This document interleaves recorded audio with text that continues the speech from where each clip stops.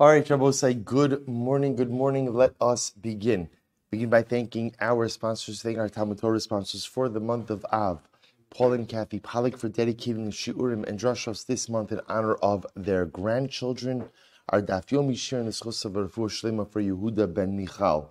Our week of learning sponsors, Binyamin Fleischman, in memory of his father, Shmuel Yudel ben Binyamin Yaakov, and Selma Wolf, with incredible Hakaras Atov for the Refuah Shlema of her daughter, Dr. Carrie Davis. We thank all of our sponsors for their generosity. And with that, let us begin. We have a beautiful, beautiful daf ahead of us today. Really, we've had a couple of incredible dafim over the last number of days. So we are going to continue in Meretz Hashem. Today's daf is Nun Aleph 51. We are picking up in Meretz Hashem on daf Nun Amabezia, but we have a lot to do today.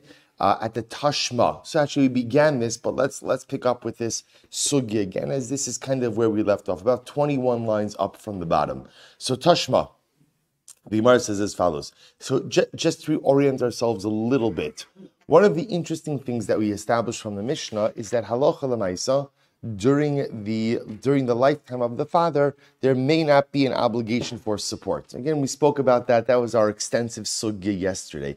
What's the nature of one's halachic obligation to support one's children?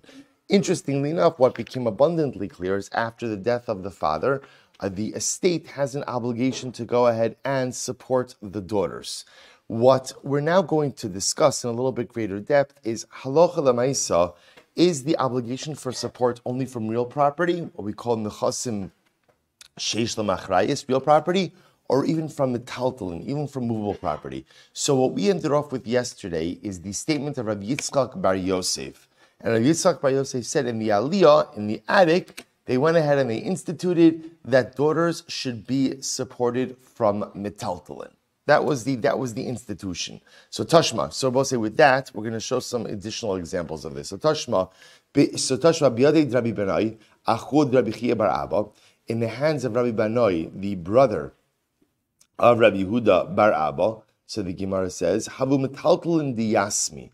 He was in possession. He was like the executor of the estate. So he had metaltalin of yisomim, of orphans. Asul lekamei de Shmuel. So ultimately, again, the daughters came before Shmuel, and Shmuel said, Amrlei zil zun. Go ahead and support the daughters from the metaltalin. So we'll say here you have a case where all the estate has is movable property, and Shmuel is ordering the estate to support the daughters. So this is a pretty good raya that shows that daughters are supported not just from real property, but even from movable property. My love, Rabbi Yitzchak Bar Yosef, serially, was he not ordering ultimately against support in accordance with Rabbi Yitzchak Bar Yosef, again, whose statement we just mentioned before, to which the Gemara says, Lo, hasam leparnasa havi. So actually we'll say it's not for mezonos, it's for parnasa. What does parnasa mean? We saw this in yesterday's daf.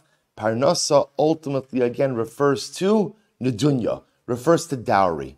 That ultimately, again, he wasn't, when it comes to mezonos, it could be mezonos doesn't come from metaltalin, but halacha l'maisa, for the nadin, for the dowry, that would come from movable property as well. Well, the Gemara says, Shmuel l'tamei damar Shmuel leparnasa shamin ba'av. Shmuel's of the opinion about that for parnasa, again, we saw this in yesterday's daf, parnasa again means for dowry property. Ultimately, again, we assess what the father would have given if the father was alive. Incredible. So the Gemara says, Hava, another example, another story. Hava uvda sefer Rabosai.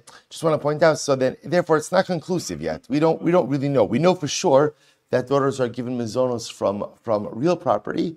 What we don't yet know is what daughters get from movable property. So the Gemara goes weiter. Hava uvda ben Arda.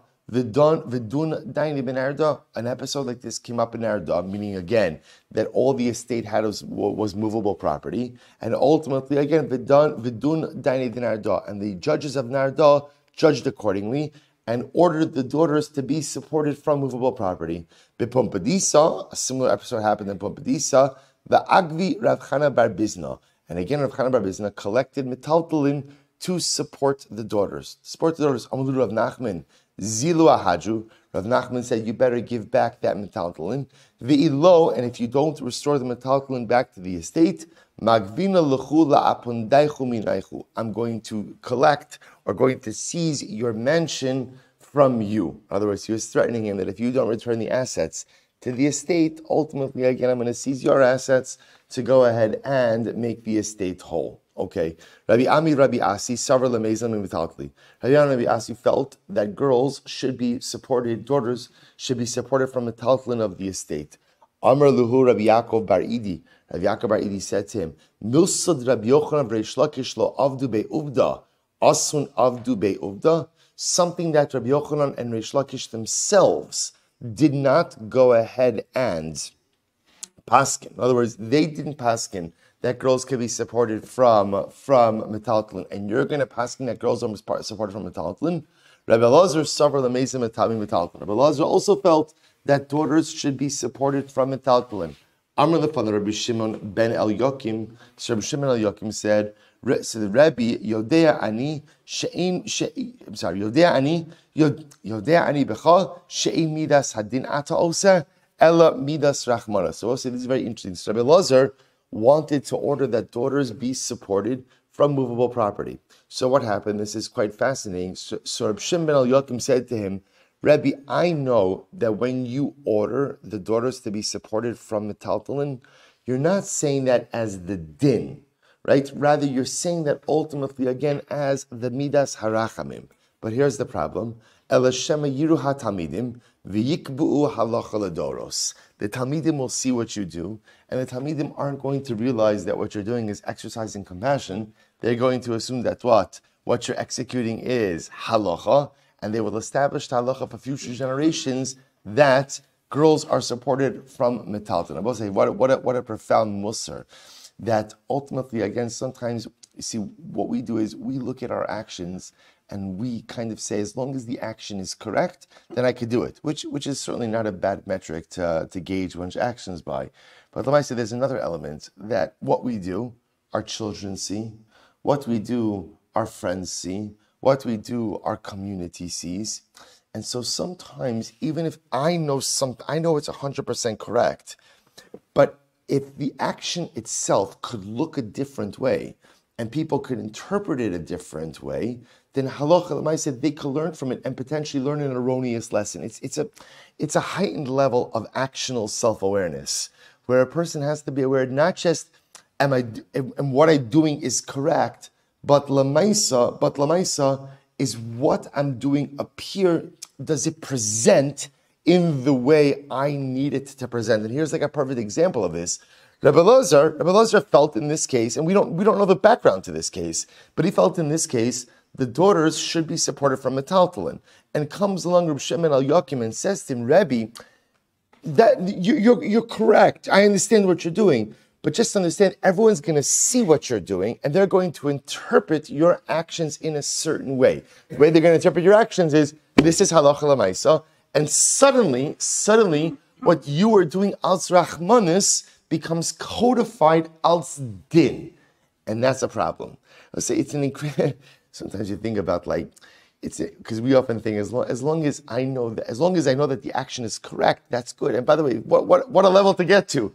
That all of my actions are good. All of my actions. I went to pay a shul visit yesterday to Nathan Adler from the shul, sitting shul for his father, and he reminded me of something we said in shul a couple of weeks ago, because he was saying about his father, Zichron Livracha, how after 120, the goal is to be able to, when Beis Din Shalmala goes through the way you lived your life, to live a life that doesn't require any Rashi and Tosas. Right? If Beis Din Shalmala asks me about something, and I say, "Oh yeah, I did this, but and like this," and I'm explaining and drishas and chakiras and lomdus and this, I don't want that. No one wants to live a life like that requires Rashi and Tosas. What I do and how I live should be able to stand on its own. And again, this is another just example of this. That Lamaisa, it's not enough just to do what's right, but we have to make sure that our actions look right and convey the correct messages in the eyes of others as well. Hahuda asla kamid Rav Yosef. There was a guy who came before Rav Yosef.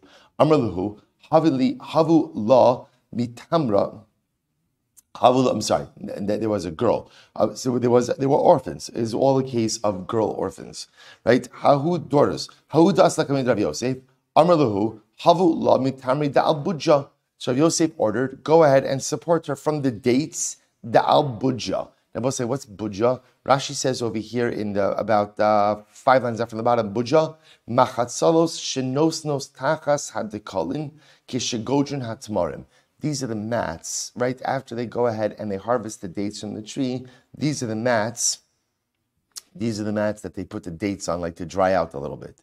So here you have the situation of Rav Yosef ordering that the daughters be supported from these dates. We'll say once again, these dates are what?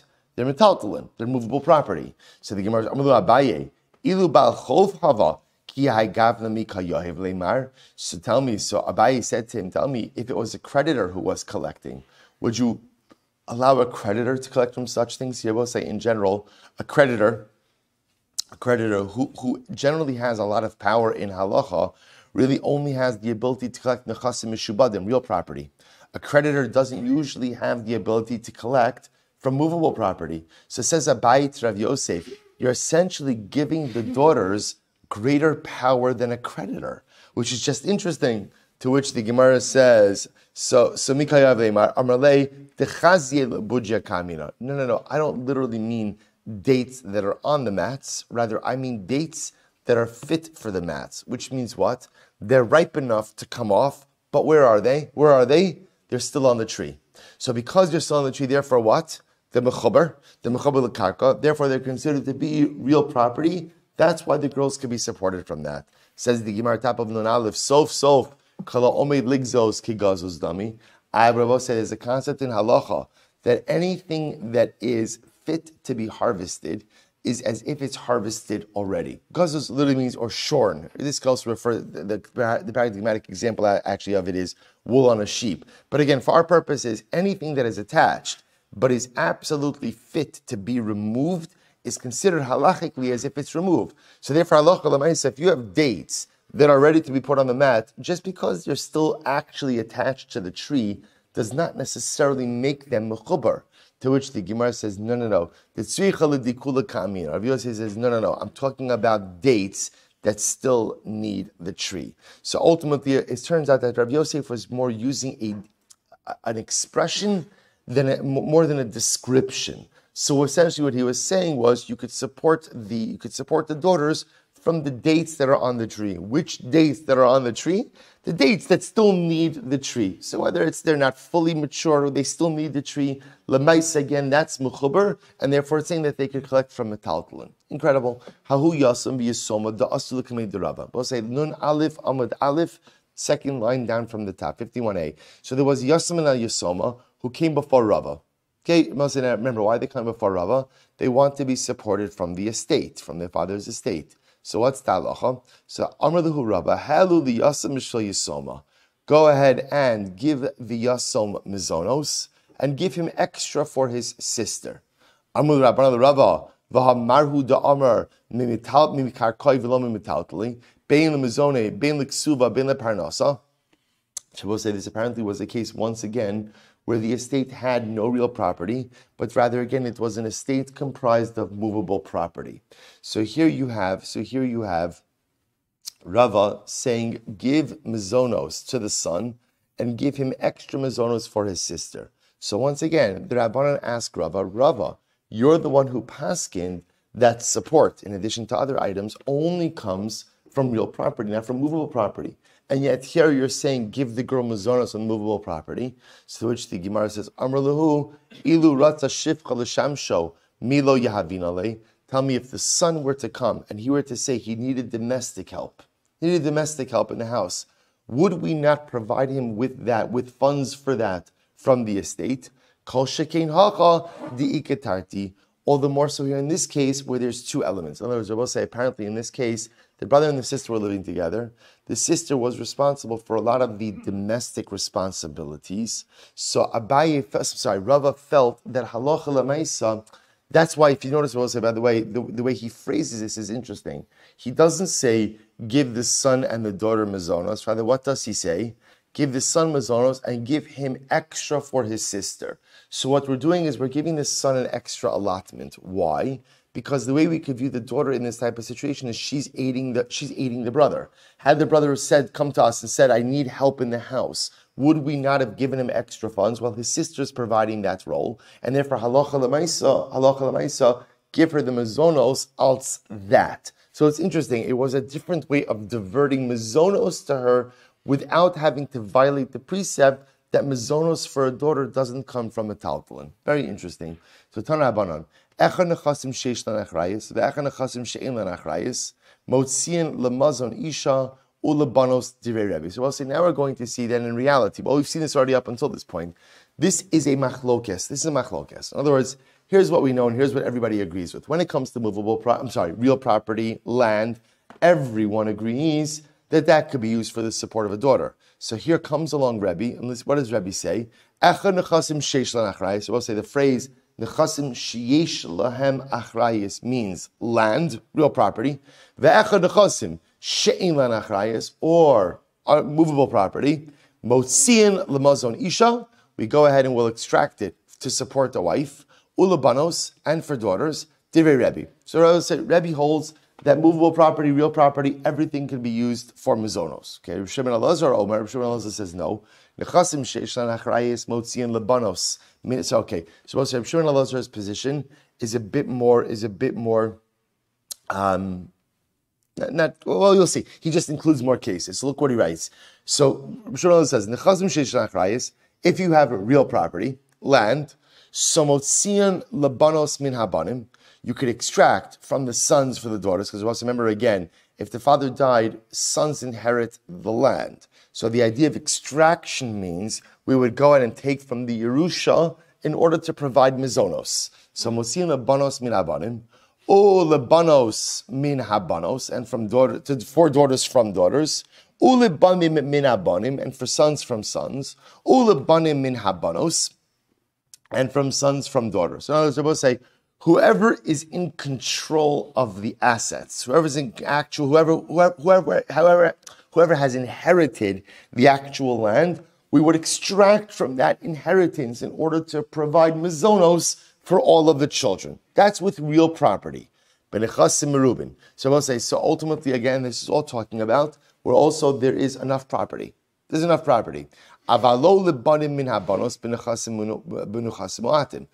say we would not go ahead and extract from the daughters for the sons when there's only a small amount of property. So we've actually seen this halacha before, that if there is a small amount even of real property and only enough to support the daughters, either the sons could inherit or support the daughters, that property will go to support for the daughters. So the Gemara goes right. What happens if you have movable property? What is movable property? Somotziin lebanim min habanim. When it comes to movable property, so ultimately again we'll extract from sons for sons, right? Now I will say, by the way, when we talk about extracting lebanim min habanim, Rashi points out over here is that let's say you have some sons who are kitanim and some sons who are gidolim. We'll extract from the sons who are gidolim for the benefit of the sons who are kitanim. Okay, so min habanim. So the Gemara says, I'm sorry, we'll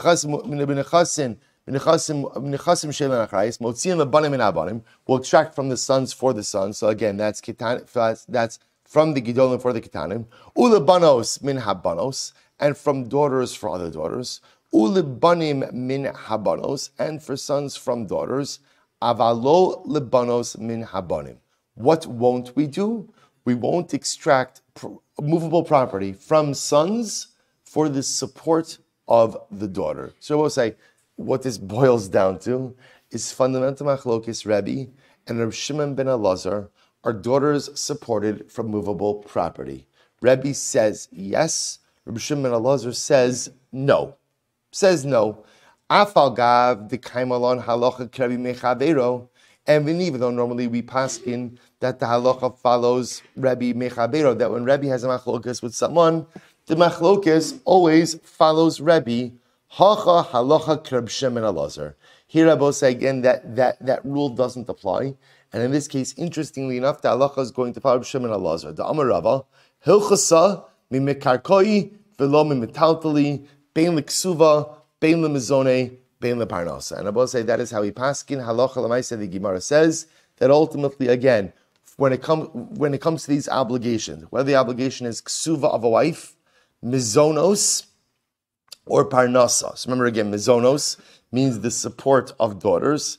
Parnasa means nedunya, dowry. All of that only comes from the karka, from real property, not from movable property. And I both say, I'll tell you something interesting. The way the Shulchan Aruch paskins is as follows, which is quite a fascinating psak. Shulchan Aruch says that indeed that is the din da'araisa. The din da'araisa is that halacha l'maisa, all of these obligations, ksuva, mizonos, parnasa, only collectible from real property. But Chazal were metakin, Chazal instituted that ultimately, again, all of these obligations are collectible from movable property as well. And I will say, that's the position of Rabbi Yitzchak Bar Yosef that we saw in yesterday's daf, Ba'aliyah. So I will say, Ba'aliyah, Aliyah is not Takanas Usha, but Aliyah also meant another gathering of the sages in which they instituted that a girl is supported, again, whatever that level of support is, whether it's Mzonos, Parnasa, or Ksubas Isha, all of that comes from Mital Klunazah. So we'll say that is how the Shulchan Aruch paskins. Midaraisa, only from real property, Midrabanan, even from Metaltalin. Incredible. So we'll say that's the end of that sugi. New Mishnah. Fascinating Mishnah ahead of us now. Lo kasav l'ksuvah. So we've actually alluded to this many times throughout our journey through Kesuvos, and now we're going to see it actually inside. Lo kasav l'ksuvah. I will say, let's say halacha l'maisa, a husband did not write a ksuva for his wife. He didn't write one. So what does the Mishnah say? Besula gova masayim amana mana mipnei shutnai bezdin. So I will say the Mishnah paskins, even if you don't write a ksuva, a husband is obligated for a ksuva. For a besula, 200 zuz. For a be'ula, for a second marriage, 100 zuz. Why? Because it is a Tanai Bezin. I will say Tanai Bezin means this is something that is in effect, whether you agree to it or not. It does not require your compliance. It is a halachic obligation that is immediately triggered upon marriage. If you look at Rashi says, V'lo kasav la, kol nechasim chayv. Actually, no, not yet, sorry. So I will say, so that this is halacha number one. We've seen this already. I will say, actually, we've seen it referenced that there were some communities where they didn't write ksuvas. They just never recorded a formal document. And even in the absence of a formal document, that halachic obligation was still present. So the Gemara goes weiter. Kasav la sada shavemana tachas masayim zuz. So we'll say, let's say a husband goes ahead and writes a ksuva. Now he does something interesting. What he does is he identifies a field that is her ksuva payment. By the way, you could do that. Even though in general, if you don't specify property, the ksuva lien devolves upon everything and anything a husband does and will ever own. Halacha l'maisa, if you identify a piece of property and she agrees to have the lien, the ksuva lien devolve upon one particular piece of property, that works as well. So kasav la sada shavem mana tachas masayim zuz. Let's say he identifies for her a piece of property that's worth 100 maneh, even though, again, what? Her ksuva is really worth 200. So we'll say, so remember again, let's say he identifies a field. So Reuben's marrying Rachel. It's a first marriage. Her ksuva is worth 200 zuz. He identifies for her, for a ksuva payment, a field that is worth 100 zuz. 100 zuz. And he does not write anything about additional properties being encumbered to her. Halacha l'maisa, chayiv. His property is still encumbered to her. Why? Shehu T'nai Bezdin. Because the Rebbe say it is a T'nai Bezdin, which will say is such a fascinating idea. So there is a halachic obligation that is triggered upon marriage, whether you agree to it or not. So it's very nice that Reuben identified for his wife a field that's worth 100 zuz. Only one little technical issue, which is what? That's only half of the ksuba payment, half of the ksuba obligation. No problem. The rest of his estate is encumbered to go ahead and cover the rest of that ksuva payment. So the Gemara says, good. Lo kasav im tishtabai. So we'll say other examples of this.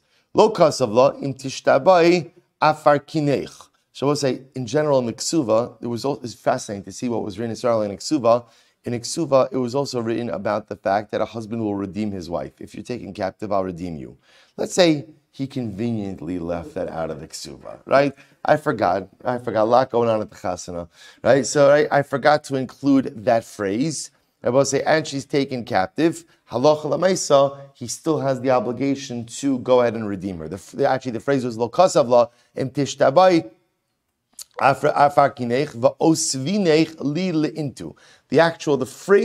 phrase was, if you are taken captive, I will redeem you, and you will be returned as my wife. Now, of course, if it's a Kohen, if his wife is taken captive, as we've established as an assumption, when a woman is taken captive, she's violated. The wife of a Kohen, if she's violated, is asura to her husband. So by Kohanim, what they would write is, if you're taken captive, I'll redeem you, and I'll return you back to your father's home. Which in other words, he was guaranteeing her that I'll redeem you, but obviously we can't remain married anymore. I'll make sure that you get back to your father's home. So we'll say, even if you omitted these phrases, chayiv shutnai bezdin. Same idea. Even if you omitted the phrase, same way if you omitted it doesn't matter. We'll say, once something is a Tanai Bezdin, that obligation exists even if you do not personally obligate yourself to it. Nishbis, therefore, again, if she's taken captive, chayiv liftosa. Ultimately, again, a husband is obligated to redeem his wife. This is one of the Tanai Kesuva. Listen to this. Ve'im amar haregita uksuvasa v'tifta esatzma. Interesting, right? Let's say wife is right. Reuven is married to Rachel, and Rachel is taken captive. And Reuven says, "You know what? I've got a lot going on. Here's the deal. Here's your get, and here's your ksuva. I'm not a bad guy. I wouldn't chas v'shalom leave you without anything, right? Here's your ksuva. There's more than enough money to go ahead and redeem yourself." Right, redeem yourself, and a little something extra for you, right? So let's say he leaves her that doesn't work. He's not allowed to do that. Halacha l'maisa, eino rashoy. Listen to this. Loksa chay l'raposa. Similarly, if Rachel takes ill, Reuven is obligated to get her medical help, to heal her. Amar haregita ksuvasa tirapes atzma rashoy. I will say, if he says, here is your get, and here is your ksuva. So essentially what he's doing is he's divorcing her and giving her a pocket of money, and there's enough money there to take care of whatever her medical needs are, that he's permitted to do.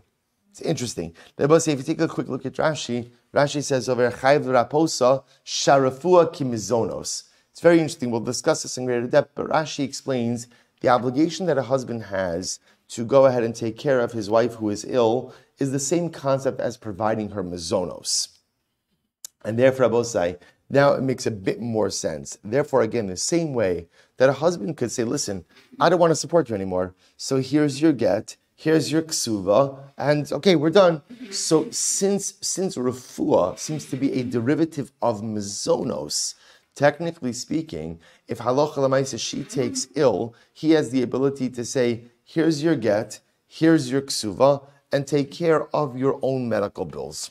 Okay, well, again, we'll go into this more. So we'll say Gemara, 7 lines up from the bottom.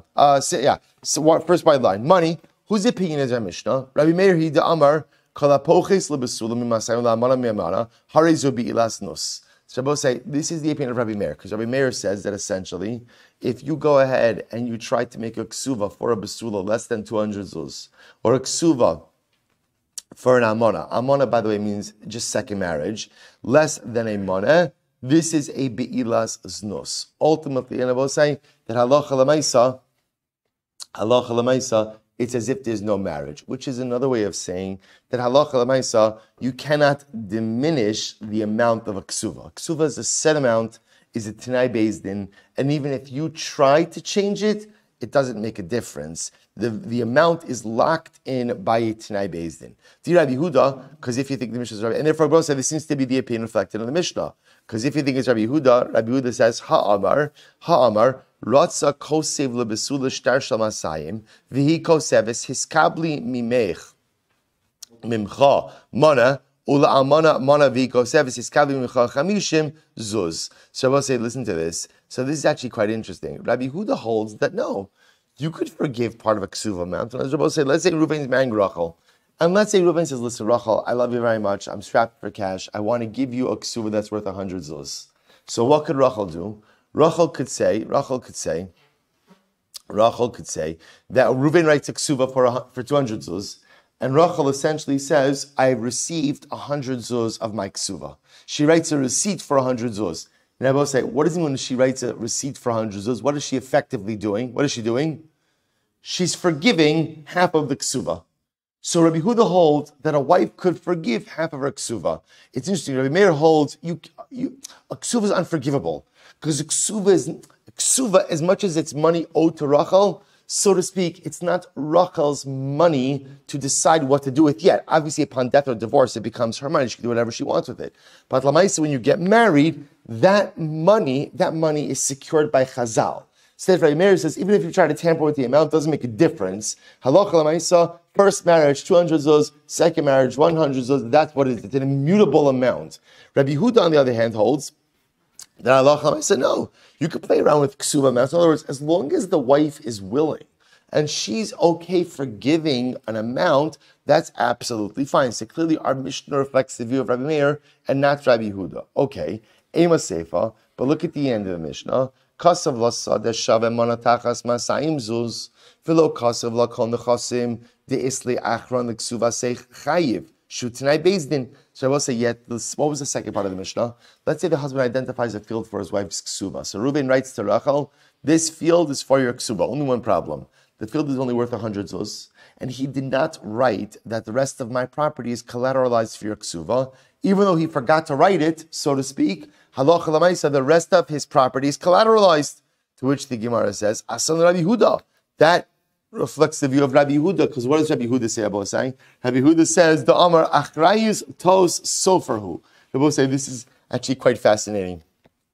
Rabbi Huda says that in general, when you lend money, we assume that by definition, there is always a lien against the debtor's estate.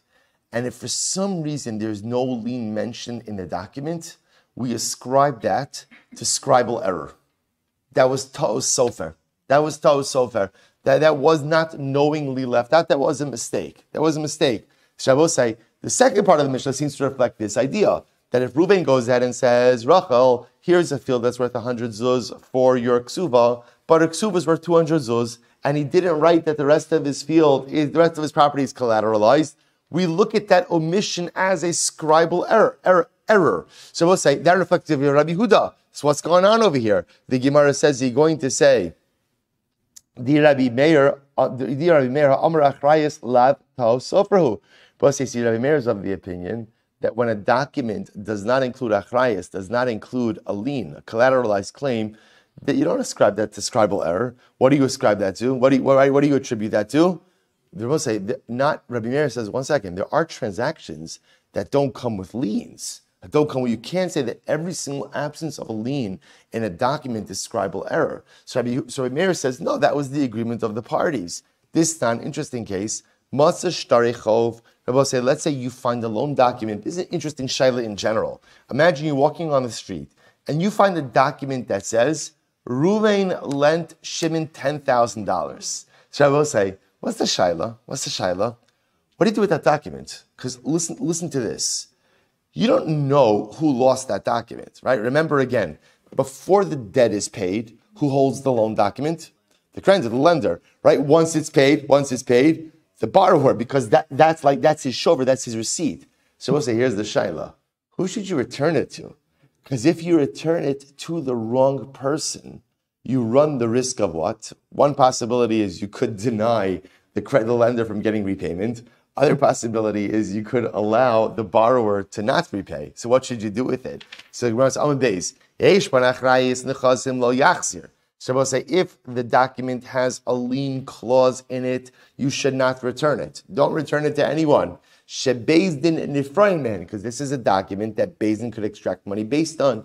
If the document does not have a lien, yachzir, you could return it. Why? She'ein Beis Din nifra'in mehen divrei Rabbi Meir. So essentially, Rabbi Meir says, listen, if it's a document that doesn't have a lien, it's not such a powerful document, therefore you could return it. Who you return it to is a different discussion. But if it's a document that does, we'll say, what's the point? The point that we're according to Rabbi Meir is, in Rabbi Meir's worldview, there are some transactions that have a lien, and some transactions that don't have a lien. That's the point. However, the Chum say lo yachzir. The Chum say no, don't return the document no matter what. Why? Shebezin nifrane. Because they will say the Chumim hold every single transaction comes with a lien, and even if the lien is not mentioned in the document, we ascribe the absence of the lien to what? Scribal error.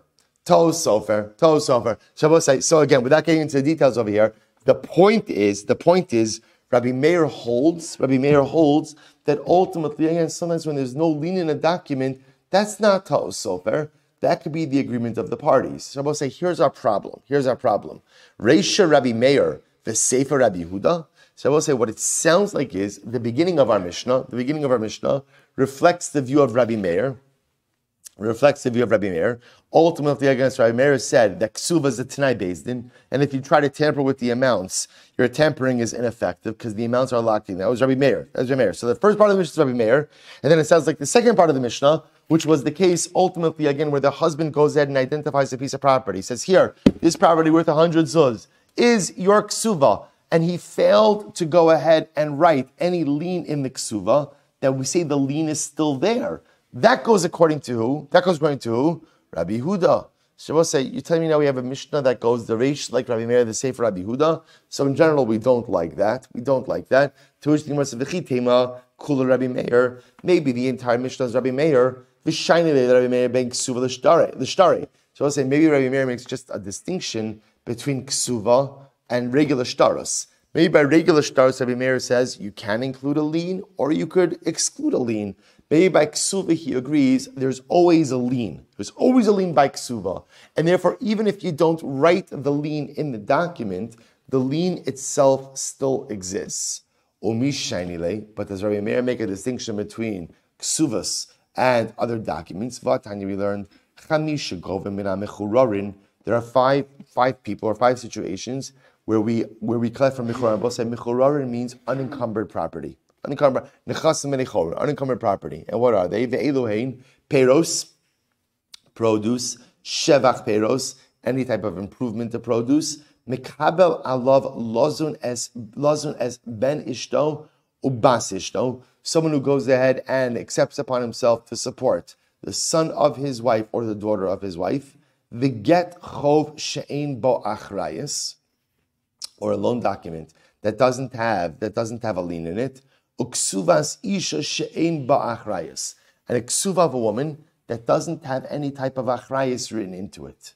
Man shamis le da'amar achrayis lav ta'osopahu. Shabbos say, who is the opinion who says that achrayis, in other words, failure to include a lien clause, is not attributed to scribal error? So the Gemara says Rabbi Meir, the katani ksuvas isha, and yet it still includes ksuvas isha, which indicates to us that Rabbi Meir does not make a distinction between ksuva and other documents. Okay, see, ibay same Rabbi Meir, the ibay same Rabbi Yehuda. The truth is, you're right.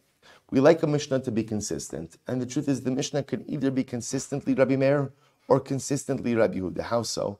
Ibay same Rabbi Yehuda. It could very well be hasam kasvala hiskabalti. There, but in the case that we quoted before, which is the Mishnah no Dalid, it could be that the case they're talking about over here is where the wife wrote back hiskabalti. Shabbos say, we're going to talk about this case in a couple of days from now, actually. But there's this interesting case where the husband writes a ksuva for a full amount. We actually alluded to this. And then the wife goes ahead and writes a shtar back and says, I received. So he writes a ksuva for 200 zuz. She writes a document back that says, I received 100 zuz. I received 100 zuz. Now, she didn't receive 100 zuz. What is she doing when she writes, I received 100 zuz? What is she doing? She's forgiving some chilek of the amount. So we'll say, hasam kasva hiskabalti, hachalo kasva hiskabalti. Perhaps even according to Rabbi Yehuda, if she wrote hiskabalti, maybe that works. Ibay Rabbi Meir, my chayiv diktoni mina mechurorin. According to Rabbi Meir, it could be, what does it mean when he says that he's chayiv? Maybe he's chayiv from unencumbered property. Okay, so essentially what the Gemara went ahead and showed is, technically speaking, although a bit under duress, you can go ahead and set up the Mishnah like Rabbi Yehuda or like Rabbi Meir. But what comes out for us is something very important over here. We paskin like Rabbi Meir, right? Which is clear in the Mishnah, which is Ksuva is a T'nai Bezdin. Ksuva is a T'nai Bezdin, which means what? That halacha l'maisa, no matter what type of shtick you try to pull with altering the amounts, it's not going to work. It's not going to work. So whether you go ahead and you say, oh, I'm committing to a basula to 100 zuz, or you identify a piece of property for her, here's your ksuva, 100 zuz, and even if you fail to go ahead and write any type of lien, it doesn't make a difference. A ksuva is a ksuva is a ksuva. V'haraya, even if you fail to write a document altogether, and you make no mention of ksuva at all, that obligation remains. So he paskin that a ksuva is a T'nai Bezdin. The T'nai Bezdin says a basula gets 200 zuz, an almana or second marriage gets 100 zuz. You recorded it, you didn't record it. You identify property, didn't identify property. Doesn't make a difference. That is the amount that you are on the hook for, because halacha l'maaseh is a T'nai Bezdin. Incredible. Low cost of law. So says the Gemara. Shabbos, remember again, we learned that halacha l'maaseh, even if the husband in the ksuva did not write about his obligation to go ahead and redeem his wife. So even if he did not write in the ksuva, if you're taken captive, I will redeem you. Nevertheless, halacha l'maaseh still has to redeem her. So says the Gemara, interesting case. Amar Avu Shmuel, Eishes Yisrael Shenen Sasur L'Bayla. But it's actually quite a fascinating statement. Father Shmuel said, if the wife of Yisrael, right, Reuben is married to Rachel, Rachel was violated. Halacha l'maaseh, so Avu Shmuel says, she is asura to Reuven. What's the pshat? Chayshinan shema tchilasa ba'onis v'sofa b'ratzon. We're concerned that maybe what began as an act against her will, perhaps somehow became consensual over the course of the act. Okay? So the Gemara says, Eisvei Rab Lavu Shmuel. So Rab raised a kasha. Really? So again, what do we read in the Ksuba? Im tishtaboi afar kinech. If you're taken captive, I'll redeem you. Va'osvinach la'leintu, and I'll return you as my wife. Rabbi saying, implicit in the if you're taken captive is what? That Reuben understands that during captivity, captors often violated their captives. So Reuben is saying, if you're taken captive and violated, I will redeem you and remain married to you. So what do you see from here? That even if a woman is violated, she remains permitted to her husband. So Rabbi say this would seem to refute Avu Shmuel. So Ishtik, Avu Shmuel was silent. He didn't know how to answer this. Kari Rav Ale. So Kari Rav Ale Avu Shmuel. So Rav said about Avu Shmuel, Sarim Atzru B'milim the Kaf Yasimu Lefihem. So we'll say the pasuk in Eov. Literally, the Sarim, the princes were at a loss for words. Their hand they put over their mouth. Which we'll say sounds like a little bit like a shtach, right? So Rav was saying to Avu Shmuel, I guess you've got like a mic drop, right? You have nothing to say. So my islay l'meimar. So by the way, what could Avu Shmuel have answered? B'shvuya hikilu, right? So ultimately, again, it's not necessarily a raya. There's two different cases. Avu Shmuel was talking about a case of a woman violated, but not necessarily captivity. It's possible that Chazal relaxed their standards for a captive. So maybe the case of a woman who's violated, you have to be concerned about say, what we call tchilasa ba'ones v'sofa b'ratzon. But maybe in the case of a captive, Chazal were just mekel. So we'll say, but according to Avu Shmuel, first wide line, what is the case of ones? Ultimately, where a woman would remain permitted to her husband, where Edim said she was crying out from the beginning of the act until the end of the act. In other words, if she was clearly crying out, in other words, where Edim say that we saw the event, and we clearly saw that it was against her will from beginning to end. Upliga Rava, and I will say this argues on Rava. Dama Rava, Kol she'tchilasa va'onis sof b'ratzon, afilu hi omeres hanichulo she'omale lo niskak la hi socharto muteres. I will say this is incredible. Ultimately, and this argues on Rava. Rava holds that even in a case of tchilasa ba'onis, right, v'sofo b'ratzon, even in a case where the act began against her will, and then in the end, she was compliant. And Rava gives an exaggerated example. Let's say Rachel's being violated, and then again, people try to remove the violator, and she says, no, it's okay, leave him, right? Leave him, right? He seems like a really nice guy, right? Leave him. even in that case, she is still permitted to her husband. Why? It's actually incredible. So the Gemara says, "My taima yetzer albisha," because just now yetzer albisha literally means maybe the yetzer hara has just taken over. That lamaisa, lamaisa, maybe something's happened over here, and for some reason something snapped inside of her. But lamaisa, we don't look at her compliance as real compliance. So I will say this notion, by the way, of yetzer albisha is such an incredible idea. That yetzer albisha means that sometimes when a person gets taken over by the yetzer hara, I do the craziest things. When and albisha, I will say, is such a profound statement because albisha means like literally the yetzer hara is clothing me. So, which is another way of saying, the Gemara Masechet Sota says, "Ein adam chote ela im ki nichnas bo ruach shtos."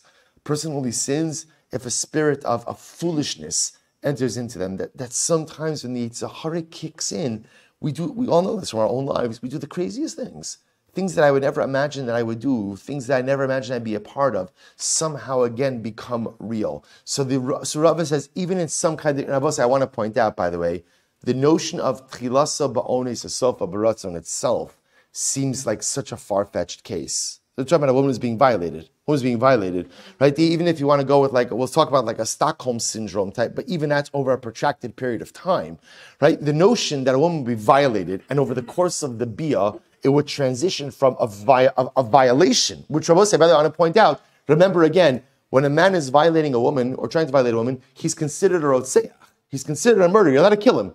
Right? You see a man trying to violate a woman, you're allowed to kill him in order to stop him from doing this. That's how we view the severity of violation. So the notion that then this would somehow morph into a willful act is a very strange thing.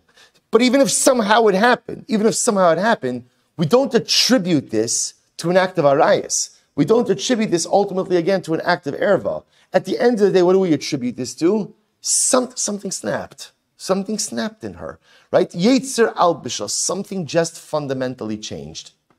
So there was that's the discussion of us. Tanya Kaval say the Rava. Ultimately, I will say this is the rice that supports Rava. Rava said, I will say, I'm going to pause here for just a moment because I just want to end off in the last 2 minutes that we have. So we're going to continue with this. I will say the sugya of chilasa ba'onus yourself baratzon. In Mirat Hashem, we're going to finish up in tomorrow's daf. I will say I'll just share with you something absolutely amazing. I saw from the Skver Rebbe. The Mishnah says that one of the things a husband is obligated to do is to provide refuah, to heal his wife. Right? That was the lashon of the Kesuva. The Kesuva says, right, that halacha l'maisa laksa chayiv l'raposa. Ultimately, again, if halacha l'maisa she falls ill, he's obligated to heal her. Shabbos, listen to this. The Skver Rebbe quotes the Gemara Masechet Shabbos. And the Gemara said, listen to this. Amra Shabbos lifnei HaKadosh Baruch Hu. So ultimately, again, Shabbos said to Hashem, what does Shabbos say to Hashem?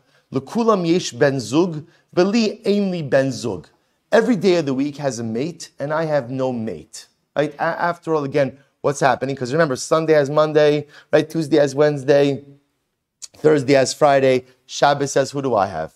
Right? Who do I have? And what does the HaKadosh Baruch Hu say? Amar HaKadosh Baruch Hu, Knesses Yisrael hi ben zugeich. Klal Yisrael is your spouse, so to speak. Klal Yisrael is your spouse. Sabbath say, listen to this. What did the Mishnah teach us? The Mishnah taught us that a husband is obligated to heal his wife. So Shabbos is the husband. Klal Yisrael is the wife. Says the Skver Rebbe. Therefore, on Shabbos, what do we say? Shabbos hi milizok urefua kirova lavo. I will say that's why on Shabbos, right? On Shabbos by the Mishnah Beirach, what do we say? Shabbos we don't call out because we don't supplicate on Shabbos. Urefua kirova lavo. But refuah is going to come. Why is refuah going to come? Because Shabbos is the husband, Klal Yisrael is the wife, and the husband always has an obligation to heal his wife. And I was when I saw this yesterday, it would be beautiful to say over on any Erev Shabbos. But on Erev Shabbos, Erev Rosh Chodesh Elul. And we'll say, what an overwhelming and powerful Shabbos we have ahead of us. These two incredible Kiddushos. The Kiddush of Shabbos, the Kiddush of Elul. And the Kiddush of Rosh Chodesh. Not just any Rosh Chodesh Elul, which is so much to talk about, but we're out of time for today. But I will say, but just to understand the profundity of the day that lies ahead. Shabbos has the ability to heal you. Shabbos has the ability to take all of the scars and all of the wounds. Shabbos has the ability to take all of the things that we suffer through during the week and we suffer through during life and to make us whole. Shabbos is the husband, and the husband always has the obligation to provide refuah for his wife. All we have to do is to make ourselves receptive, to open ourselves up to the refuah of Shabbos Kodesh, to the refuah of Rosh Chodesh, to the refuah of Chodesh Elul, and Emir Hashem will have the ability to finally become whole. Good Shabbos. All right, Chavra on Zoom, have a great day, everyone. A good Shabbos and a good Chodesh.